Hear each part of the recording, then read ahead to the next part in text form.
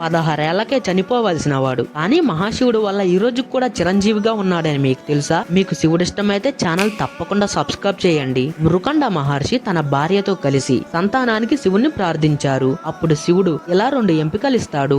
మొదటిది జ్ఞానవంతుడు కానీ తక్కువ ఆయుష్ ఉన్న కుమారుడు. రెండవది మందబుద్ధి కానీ దీర్ఘాయుషు ఉన్న కుమారుడు. అప్పుడు మహర్షి జ్ఞానవంతుడే కావాలి అని కోరుకుంటాడు. అలా పుట్టినవాడే మార్కండేయుడు. కానీ అతని ఆయుష్ కేవలం 16 సంవత్సరాలు మాత్రమే. పుట్టుకతోనే శాపం ఉన్న చిన్నప్పటి నుండే శివుని పరమ భక్తుడయ్యాడు. చివరి రోజు యమధర్మరాజు స్వయంగా ప్రాణాలు తీసేందుకు వచ్చాడు. కానీ మార్కండేయుడు భయపడకుండా శివలింగాన్ని గట్టిగా హత్తుకొని ఓ పరమేశ్వర అని ప్రార్థించాడు. అంతటి గొప్ప శివభక్తుడు అంతలా ప్రార్థించేసరికి మహాకోపంతో వచ్చిన శివుడు త్రిశూలంతో యముడిని అణిచివేశాడు. అలానే మార్కండేయుడిని తాకకూడదని మాట తీసుకున్నాడు శివుడు.